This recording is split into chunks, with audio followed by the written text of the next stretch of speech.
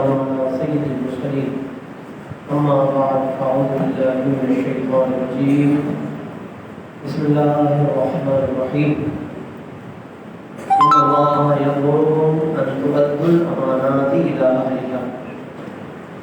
قرآن مجید میں سورہ نساء میں اللہ عز و جل نے ارشاد فرمایا کہ بے شک اللہ تمہیں حکم دیتا ہے کہ تم امانتوں کو ان کے اہل کی طرف واپس لوٹاؤ. اس آیت مبارکہ میں اللہ رب کریم نے تمام لوگوں کو اور بالخصوص مسلمانوں کو امانت داری کا درس عطا فرمایا. امانت داری کا مطلب یہ ہے کہ ہر چیز کے جو بطور امانت ہمیں عطا فرمائی گئی ہے اس کو اس کا حق ادا کرنا اور جو بھی اس کا تقاضا ہے اس کو پورا کرنا، یہ شرعی طور پر امانت داری ہے. اور اس چیز کے اندر اس کے حقوق اور اس کے تقاضوں کی خلاف ورزی کرنا یہ شرعی طور پر خیانت کے زمرے میں آتا ہے. عام طور پر ہمارے معاشرے میں امانت داری صرف کسی کے پاس کوئی امانت رکھوانے کی حد تک ہم اس کا مفہوم سمجھتے ہیں. کسی نے پیسے رکھوا دیے، کسی نے کوئی چیز ہمارے پاس رکھوائی اور اس کو وقت پر ہم نے ادا کر دیا تو ہم اس کو صرف اسی حد تک امانت داری تصور کرتے ہیں. لیکن شرعی طور پر اور اس آیت کی تفسیر میں علماء مفسرین نے لکھا کہ اس کا دائرہ ہمارے دین میں صرف پیسوں تک محدود نہیں ہے یا کوئی چیز کسی کے پاس رکھوانے تک محدود نہیں ہے، بلکہ ہر وہ چیز کہ جو اللہ رب العزت نے ہمیں عطا فرمائی یا لوگ ہمارے پاس رکھواتے ہیں یا بھروسہ کرتے ہیں،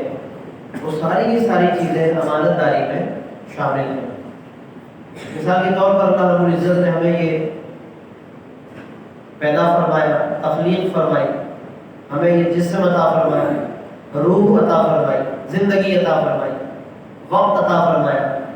موقع عطا فرمایا. اس جسم کے اندر اللہ نے کئی نعمتیں عطا فرمائی. یہ سب کی سب اللہ کی طرف سے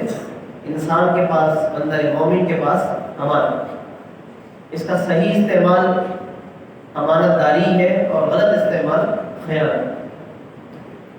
اللہ رب العزت نے ہمیں نگاہیں اور آنکھیں عطا فرمائی دیکھنے کے لیے. اس سے غلط چیز بھی دیکھی جاتی ہے اور اچھے کاموں کے لیے بھی استعمال کیا جاتا ہے. سننے کے لیے کان عطا فرمائی، بولنے کے لیے زبان عطا فرمائی، ہاتھ اور پاؤں عطا فرمائی. ہر عضو کا صحیح استعمال امانت داری ہے اور غلط استعمال خیانت. اسی لیے قرآن مجید میں ایک جگہ پر نگاہوں کے غلط استعمال کو اللہ نے خیانت کہا ہے. ارشاد فرمایا کہ اللہ نگاہوں کی خیانت کو نہیں جانے. یہ قرآن کے اندر واضح کیا ہے کہ جو دلوں میں چھپی ہوئی باتیں ہیں وہ بھی وہ جانتا ہے، اور خائنۃ الاعین یعنی کہ نگاہوں کی خیانت کو بھی وہ جانتا ہے. اس کی تفسیر میں علماء مفسرین نے لکھا اور بالخصوص حضرت عبداللہ بن عباس رضی اللہ تعالیٰ عنہ نے بھی یہ بات فرمائی ہے. ایک مثال انہوں نے دی ہے سمجھانے کے لیے نگاہوں کی خیانت کی. یہ فرماتے ہیں کہ کوئی آدمی کسی کی بے خبری میں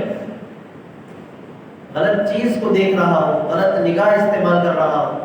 اور جیسے ہی کوئی دوسرا شخص اس کو دیکھے تو وہ فوراً اپنی نگاہوں کو پھیر لے اس کے خوف کی وجہ سے. تو فرمایا کہ یہ خائنۃ الاعین ہے کہ وہ شخص تو بے شک کہ جیسے ہی وہ متوجہ ہوا تو اس سے ہم نے اپنے آپ کو بچا لیا. اللہ نے یہ فرمایا کہ وہ جانے نہ جانے اللہ ضرور جانتا ہے. یا عالموں کا مطلب یہاں پر یہ ہے کہ بے شک تم نے فلاں سے اپنے آپ کو چھپا لیا، فلاں سے بچا لیا کہ وہ نہیں دیکھ سکا مجھے، وہ نہیں دیکھ پایا، لیکن یا عالم وہ اللہ جانتا ہے. تو حضرت ابن عباس رضی اللہ عنہما نے خاص طور پر یہ ایک مثال دی ہے کہ عام طور پر لوگ اس طرح کی خیانتیں کرتے ہیں، نگاہوں کا غلط استعمال کرتے ہیں. تو ہم یہاں سے اندازہ کر سکتے ہیں کہ امانت داری کا دائرہ اسلام کے اندر کتنا وسیع. اس لیے ہر قسم کی بد نگاہی کو اسلام میں منع فرما دیا ہے. اور اسی طریقے سے سماعت کا بھی گناہ الگ ہے. انسان بہت سی ایسی چیزوں کو کسی کی کان لگا کر بات سننا، چاہے یہ کام کیا جائے، چاہے کوئی خود سے قصدن کوئی چیز اپنے کانوں میں لگا کر سنے، جیسے گانے سنے جاتے ہیں اور بہت کچھ سنا جاتا ہے، یا کوئی غلط باتیں کسی کی سننے کا عادی بن جائے، وہ تمام چیزیں اسی گناہ کے زمرے میں ہیں. اور یہ اللہ کی اس نعمت کی ناشکری بھی ہے، ناقدری ہو گئی کمپیوٹر ہے. یعنی مراد یہ ہے کہ زبان کی غلطی سے اور ایک زبان کے پھسلنے سے اور اس کے غلط استعمال سے دیگر اعضاء پر بھی آزمائشیں آتی، بلکہ آزمائشیں دیگر اعضاء پر ہی آتی. زبان کو تو کوئی کچھ نہیں کہتا. مثلا اگر زبان سے کسی کو برا کہا جائے تو لوگ زبان کو نہیں مارتے بلکہ اس کے بازو پہ مارتے ہیں، اس کی پشت پہ مارتے ہیں. یعنی زبان سے کسی کو آپ نے خدا نخواستہ گالی دی تو وہ چماٹا لگایا، چماٹ اس کو چہرے پہ لگا، یا اس کو جناب یعنی اس کے جسم پہ مارا جائے. زبان کو کوئی کچھ نہیں کہتا، وہ تو اندر چھپ کے بیٹھ جاتی ہے، غلط بولتی ہے، اندر دبک کے بیٹھی ہے. اس کو کوئی پکڑ کے نہ کھینچتا ہے، نہ اس کو کوئی جناب یعنی نوچتا ہے، نہ کوئی اس کو برا کہتا ہے. وہ تو اندر بول کے خاموش ہو گئی اور دب گئی. پھر ساری پٹائی بدن کو ہوتی ہے. یہ بالکل ایک حقیقت ہے جو اللہ کے نبی صلی اللہ علیہ وسلم نے سمجھائی ہے کہ سارے اعضاء اسی لیے منتیں کرتے ہیں کہ اگر تو سیدھی رہے گی ہم بھی محفوظ رہیں، اور اگر تم ٹیڑھی چلے گی آزمائش ہم پر رہے گی. ویسا ہی ہوتا ہے، بالکل یہ حقیقت پر مبنی ہے اور یہ ایسا ہی ہم دیکھتے ہیں. اس لیے اس کی حفاظت کو بہت اہمیت دی گئی ہے. اس میں بھی ظاہر ہے کہ امانت داری بھی ہے. بعض روایتوں میں فرمایا گیا کہ مجالس یعنی جو آپس میں پرائیویٹ کوئی بات ہوتی ہے، دو چار آدمیوں نے کوئی میٹنگ کی ہے تو اس کی حفاظت ضروری ہے. ایک حدیث میں حضور علیہ السلام فرماتے المسلم من سلم المسلمون من لسانہ و یدہ، کہ مسلمان وہ ہے کہ جس کے ہاتھ اور زبان سے دوسرے محفوظ رہے. زبان ہاتھ کا استعمال تو واضح ہے کہ کسی کو مارنا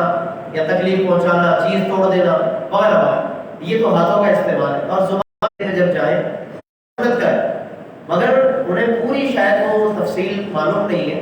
کہ یہ سنت اس وقت ہے کہ جب کسی کو تکلیف نہ ہو. لیکن اگر کسی کو تکلیف پہنچنے کا اندیشہ ہو تو اس وقت حالت سجدہ میں اس سنت پر عمل کرنے سے منع فرما دیا گیا.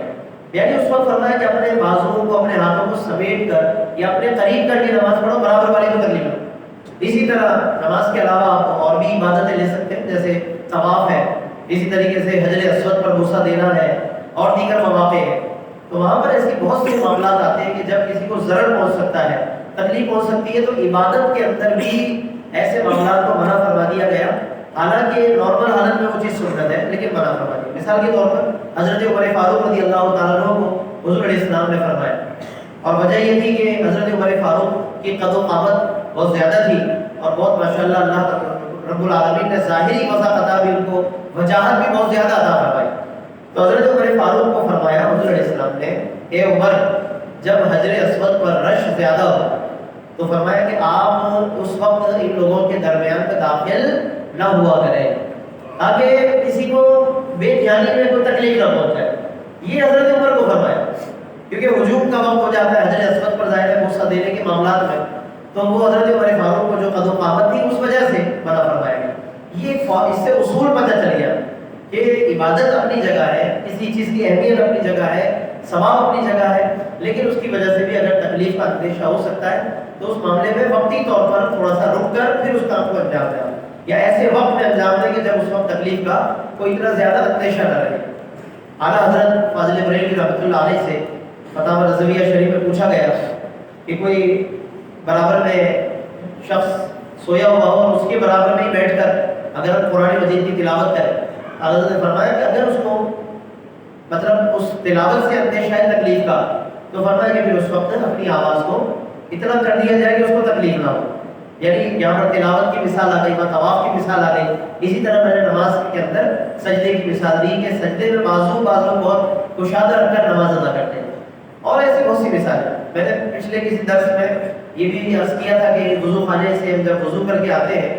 تو جو اعضائے وضو گیلے ہوتے ہیں، تر بتر ہوتے ہیں، تو اس کا پانی ٹپکاتے ہوئے مسجد میں بھاگتے دوڑتے آتے ہیں. اب اس میں خود بھی تکلیف کا باعث بن سکتی ہے بات، اور بعد میں پیچھے آنے والے کے لیے بھی پھسلنے کا امکان ہو سکتا ہے. اس لیے شریعت میں فرمایا گیا کہ مسجد کے اوپر فرش پر یہ آزائے وضو کا پانی ٹپکانا منع ہے، مسجد کے ادب کے بھی خلاف ہے، باعث تکلیف بھی ہے، اس لیے وضو کر کے وہیں پر اپنے اعضاء کو مناسب انداز میں پانی کو وہیں پہ جھاڑ کر، اور وہاں پر بھی اس طرح جھاڑنا ہے کہ کسی کو تکلیف نہ ہو، کہ وہاں پر بھی آزادانہ انداز سے اپنے آوازوں کو نہیں جھاڑنا، تکلیف وہاں پہ بھی منع ہے، ادھر بھی منع ہے۔ تو یہ تمام باتیں ہمیں پیش نظر رکھنی چاہیے کہ بعض اوقات ہم اس کام کو سمجھ رہے ہوتے ہیں کہ اس میں شاید کوئی حرج نہیں ہے یا میں اپنے طور پر صحیح کر رہا ہوں، لیکن وہ بعض اوقات باعث تکلیف ہو سکتا ہے اپنے لیے بھی اور دوسرے کے لیے۔ اچھا، ایک بات یہاں پر یہ بھی عرض کرتا چلوں کہ بہت سے لوگ یہ کہتے ہیں کہ میں خود اپنے لیے کوئی کام ایسا کر رہا ہوں کہ جس میں مجھے پریشانی ہے، مجھے تکلیف ہے، لیکن کم از کم میں دوسرے کو تکلیف نہیں دے رہا ہوں، تو یہ بھی جائز نہیں، یعنی شرعی طور پر اس کی بھی ممانعت فرمائی گئی کہ آدمی اپنی مشقت اور اپنی تکلیف والا کوئی ایسا کام کرے، ہاں جب تک کہ کوئی بہت بڑی مجبوری نہ ہو۔ جیسے بعض اوقات آدمی مجبوراً کوئی ایسا کام کر رہا ہوتا ہے کہ جس میں خود اپنے لیے بڑی تکلیف برداشت کر رہا ہوتا ہے، مجبوری الگ بات ہے، لیکن نارمل حالات میں یہ سمجھنا کہ میری ذاتی تکلیف ہے، میرا ذاتی معاملہ ہے، لہذا اس میں جو چاہوں کروں، ایسا نہیں۔ شرعی طور پر ہمیں بہت سی ایسی ذاتی پابندیاں بھی لگائی گئی ہیں کہ جس کے اندر یہ جسم ایک امانت ہے، بات امانت سے چلی گی تو بات میں اسی نہج پر عرض کر رہا ہوں کہ ہمارا یہ جسم بھی اس طور پر امانت ہے کہ اس پر ہمیں ذاتی اختیار نہیں ہے، ذاتی طور پر ایسا اختیار کہ ہم اس امانت کے اندر جو مرضی چاہے کر لیں، جیسا چاہے اپنے لیے فیصلہ کریں، تو اس کی بھی اجازت نہیں دی۔ بعض نوجوان سوال کرتے ہیں کہ یہ جو اعضاء پر ٹیٹوز بنواتے ہیں، ٹیٹوز کے کچھ لکھواتے ہیں اپنی چھلائی کر کے اپنے بازوؤں پر، کوئی انگلش کا کوئی لفظ لکھوا دیتا ہے، کوئی کچھ لکھوا دیتا ہے، کوئی کچھ لکھوا دیتا ہے، وہ سوئی سے پوری وہ کاریگری کرتے ہیں اور اس کا مسالہ بھرتے ہیں اس کے اندر، یہ ٹیٹوز بنوانا کہتے ہیں اس کو۔ شریعت میں حرام ہے یہ، اس کو منع فرمایا ہے، اور نوجوانوں میں تو عام شوق ہے یہ، اور ظاہر ہے جب انہیں پتہ چلتا ہے تو اب یہ اتنا مستقل ہو جاتا ہے، اتنا دائمی ہو جاتا ہے کہ پتہ نہیں یہ کب جا کر کے بھرتا ہے اور کب یہ ختم ہو جائے گا، بہت مشکل کام ہے۔ پھر اس کے علاوہ پھر یہ وضو اور غسل کے مسائل بھی پوچھتے ہیں کہ اب اس پر وضو ہوگا یا نہیں ہوگا، تو فوراً اس کے اوپر سے پانی بہا دینے سے وضو یا غسل تو ادا ہو جائے گا، لیکن اس کے اوپر پھر مسلسل اللہ کی بارگاہ میں توبہ کرنا ضروری ہوگا، اور اگر نہیں کروایا اور ارادہ خدا نخواستہ کسی کا ایسا بنے یا کسی کا معاملہ سامنے آئے تو اس کو روکنا ضروری ہے، بچانا واجب ہے۔ بس ذہن میں یہی بیٹھا ہوا ہے کہ میرا اپنا جسم ہے، میرا جسم میری مرضی ہے، میں جو چاہوں کرتا رہوں، تو یہ اس طریقے سے ٹیٹوز بنواتے ہیں۔ اچھا، اسی طریقے سے بہت سی ایسی انسان اپنے اوپر بھی کشیدہ کاریاں کرتا رہتا ہے، بالوں کے معاملے میں، داڑھی کے اسٹائل بنوانے کے معاملے میں۔ اب ایک تو چلے کوئی داڑھی نہیں رکھ رہا ہو تو اپنی جگہ وہ ہے ہی ہے، جو بھی غلط کر رہا ہے وہ، لیکن پھر رکھنے کے اندر بھی بڑے بڑے ڈیزائنر لے کر آتے ہیں، بڑے بڑے فرینچ کٹ لے لائیں گے، ایک چھوٹے تھوڑے بال ادھر ہوں گے تو بیچ میں ایک بڑا ہے نمونہ بال ہوں گے، پھر ادھر ہوں گے، پھر وہی کہ جی میرا اپنا چہرہ ہے، میں جس طرح چاہوں کروں۔ لیکن اس کے اندر بھی ہمیں شرعی طور پر ان تمام باتوں کو ملحوظ رکھنا ہے کہ وہ داڑھی کا کم از کم مذاق نہ بنے اور اس کے مذاق کے زمرے میں نہ۔ ایک وہ بندہ ہے کہ جو مکمل نہیں رکھ رہا، وہ قدرے بہتر ہے وہ بندے سے جو ڈیزائن بنا رہا ہے، الٹی سیدھی حرکتیں کر رہا ہے، اپنے چہرے کے اوپر مذاق بنا رہا ہے اس داڑھی کا۔ تو یہ معاشرے کے اندر ہمیں ان باتوں کو بھی سمجھنا ضروری ہے۔ اچھا، اسی طریقے سے ایک غلطی چہرے پر، ایک تو سرے سے داڑھی کو چلے اس نے نہیں رکھا، مکمل اس نے کلین کر دیا، کٹوا دیا، اس پر دوسری خلاف ورزی بڑی یہ ہے کہ مونچھوں کو انتہائی زیادہ بڑھا چڑھا کر اور کہ باقاعدہ جس میں تاؤ بھی دیا ہوا ہے اور بال بھی ہونٹ ڈھک گئے ہیں، یہ بالکل کھلا کھلا الٹ ہو جائے گا معاملہ شریعت کا۔ مطلب اللہ کے نبی نے فرمایا کہ مونچھوں کو پست کرو، داڑھیوں کو بڑھاؤ، اس نے بالکل الٹ کیا ہوا ہے، بالکل الٹا،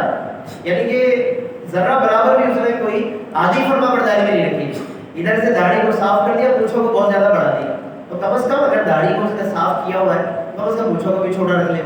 تاکہ کسی ایک جز پر عمل کر سکے وہ، اور مکمل خلاف ورزی اس طرح کی نہ کرے۔ ویسے بھی آداب کے بھی خلاف ہے، اتنے زیادہ بالوں کو بڑھانا مونچھوں پر کہ کھانے کے اور پینے کے اندر وہ بال جا رہے ہوں، یہ شرعی طور پر بھی، اخلاقی اور آداب کے اعتبار سے بھی اس کو منع۔ لیکن بہت سے لوگ اپنے ہونٹوں کو ڈھکے ہوئے ہوتے بالوں سے، تو اس کو منع کیا گیا۔ مونچھوں کو پس کرنے کا طریقہ بھی یہی ہے کہ ہمارا جو ہونٹوں کا اوپر کا کنارہ یہ نظر آ رہا اتنا، یعنی کہ اس کو کنارے کو چھوٹا کیا جائے اور کاٹا جائے کہ وہ جب ہمارے ہونٹ ہے اس کا کنارہ نظر آ رہا ہے۔ اب باقی مونچھیں بے شک سائڈوں سے کناروں سے بڑی ہو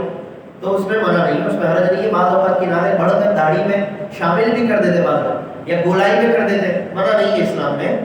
منع نہیں ہے۔ کسی پہ روک جمانا منع ہے کہ باقاعدہ گھما گھما کر اس کو آنکھیں دکھا رہے ہیں، وہ منع فرمایا گیا جبکہ خوف دلانا مقصود ہو۔ لیکن اگر اس کے کنارے داڑھی میں شامل ہو رہے ہیں تو منع نہیں، لیکن ہونٹ نظر آنا چاہیے، تو یہ وہ چھوٹی چھوٹی باتیں کہ بہت سے لوگ اس پر معاشرے کے روٹین کی وجہ سے جیسا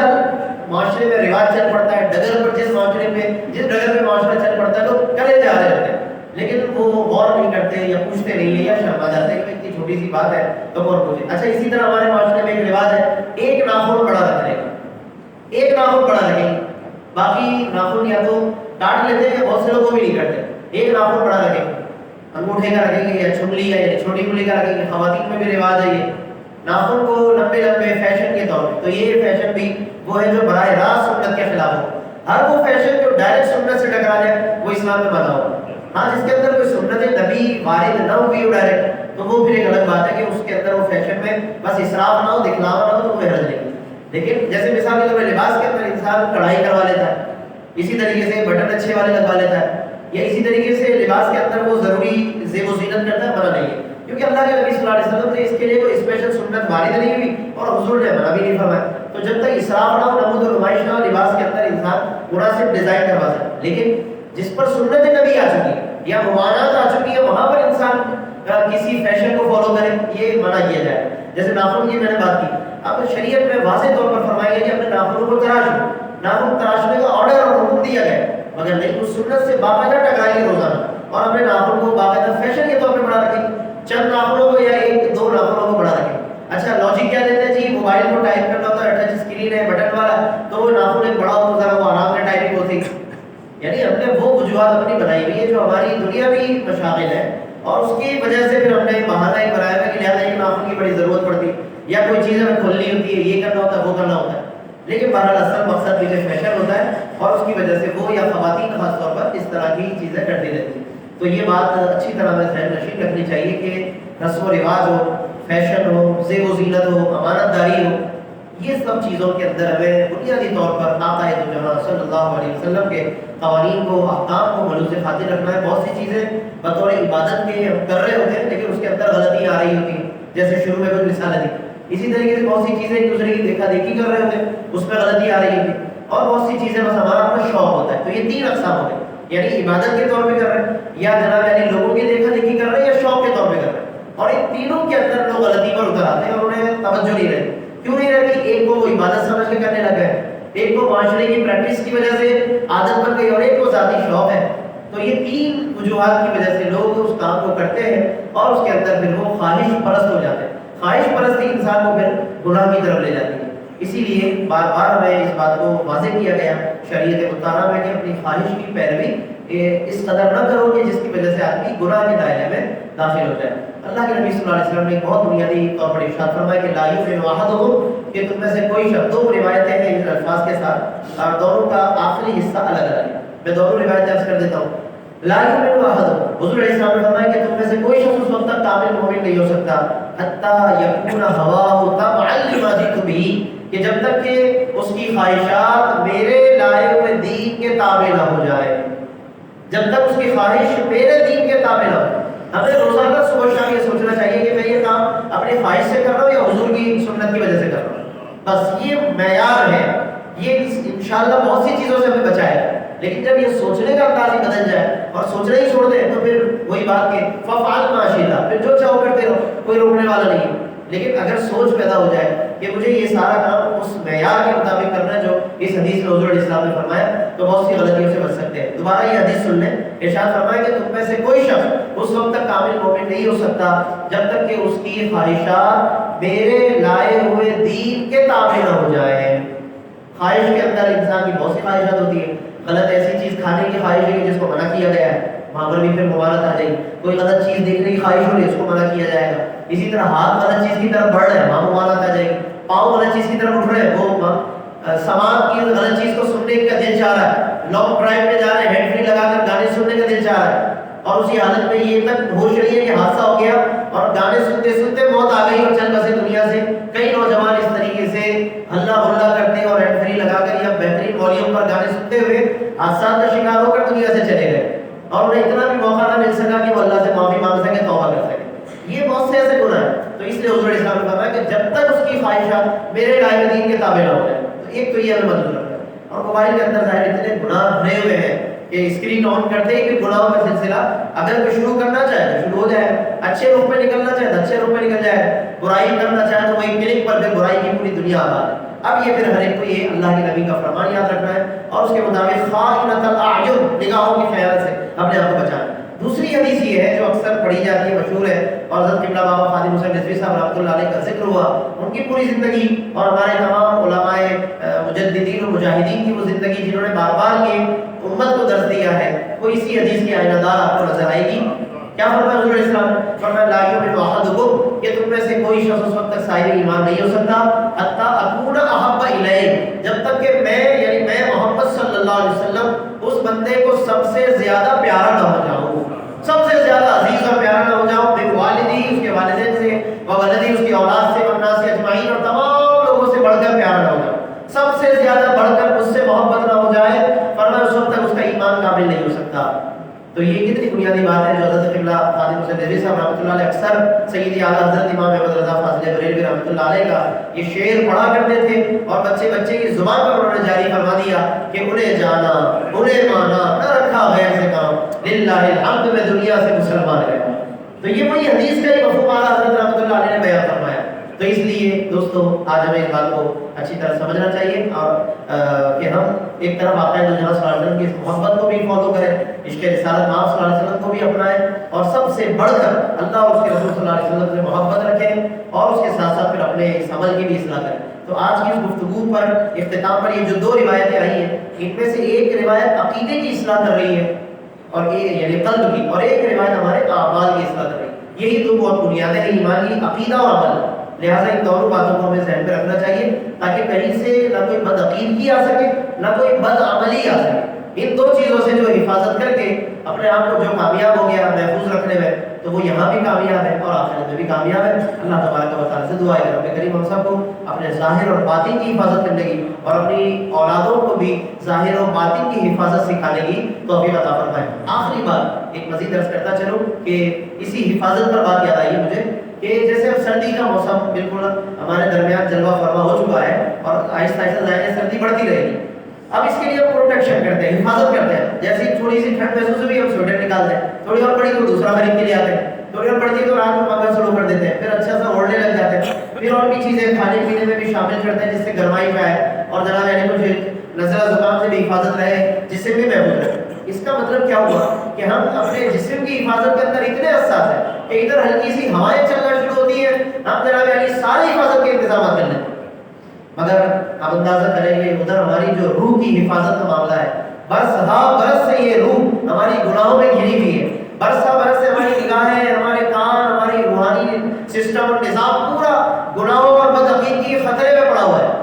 مگر اس کے لیے کوئی حفاظتی انتظامات نہیں کرتے بلکہ برسوں سے اس کے عادی ہو چکے ہیں۔ لیکن یہاں ادھر جناب تھوڑی سی گرمی بڑھے یا سردی بڑھے، کرونا وائرس کا اندیشہ ہو تو ماسک لے لیا، سینیٹائزر خرید لیا، یہ کر لیا، وہ دنیا مطلب کتنی حساس ہے، جسم کے معاملے میں دنیا کتنی حساس ہے۔ لیکن اسی طرح اتنا نہ صحیح اس کا آدھا ہی صحیح اگر ہم اپنے روح کی حفاظت کرنے میں، اپنے عمل کی حفاظت کرنے میں باقاعدہ اتنے حساس ہو جائیں اور محسوس کریں اندر کی تکلیفوں کو جو روح کی طرف پہنچ رہی ہوتی ہے یا ہم کسی کو پہنچا رہے ہوتے ہیں، اگر اس کو محسوس کرنے لگ جائے تو انشاءاللہ اسی طریقے سے پھر ہم اس کی بھی حفاظت کے لیے فکر مند ہو سکیں گے۔ اللہ تعالیٰ ہم سب کو اس پر عمل کرنے کی توفیق عطا فرمائے، آمین وآخر دعوانا الحمد للہ رب العالمین والصلاۃ والسلام علی سید المرسلین ربنا تقبل منا انک انت السمیع العلیم وتب علینا انک انت التواب الرحیم۔ مولا کریم یا ارحم الراحمین، آج کی اس نشست میں جو کچھ پڑھا گیا، نماز اور جو بھی ذکر و اذکار، آیت کریمہ، درس، اس سب کو اپنی بارگاہ میں قبول فرما، اس کی برکت سے ہمارے والدین کی کل امت مسلمہ کی مغفرت فرما، ہم سب کے تمام صغیرہ کبیرہ گناہوں کو معاف فرما، ہماری مشکلات کو آسان فرما۔ قبلہ حضور حافظ خادم حسین رضوی صاحب رحمۃ اللہ علیہ کا جو عرس مبارک کا سلسلہ جاری ہے، اس سلسلے میں دنیا بھر سے جتنا بھی پڑھا گیا، پیش کیا گیا، یہاں پر بھی اور دنیا بھر میں جتنا ایصال ثواب ہوا، سب کو اپنی بارگاہ میں قبول فرما کر بطفیل سرکار دو عالم صلی اللہ علیہ وسلم اور مولا کریم بطفیل تمام مشتاقان رسول بالخصوص اس کا ثواب حضرت قبلہ حافظ خادم صاحب کو مولا کریم اس کا ثواب عطا فرما اور آپ کے درجات کو مزید سے مزید بلند فرما، اور یا ارحم الراحمین اس کا ثواب ہمارے تمام اساتذہ و مشائخ کو عطا فرما، ہمارے قبلہ حسن صاحب کے پیر و مرشد کو اس کا ثواب عطا فرما، ہم سب کے تمام مرشدین گرامی کو اس کا ثواب عطا فرما، ہمارے اکابرین کو، اساتذہ و مشائخ کو اس کا ثواب عطا فرما، اور ہم سب کی مشکلات کو آسان فرما، کل امت مسلمہ کے حال پر، پورے ہمارے وطن پر، تمام امت پر رحم فرما، یا رب بالمصطفیٰ بلغ مقاصدنا واغفر لنا ما مضى يا واسع الكرم، وصلی اللہ تعالی علی سیدنا محمد وعلى آلہ وصحبہ اجمعین.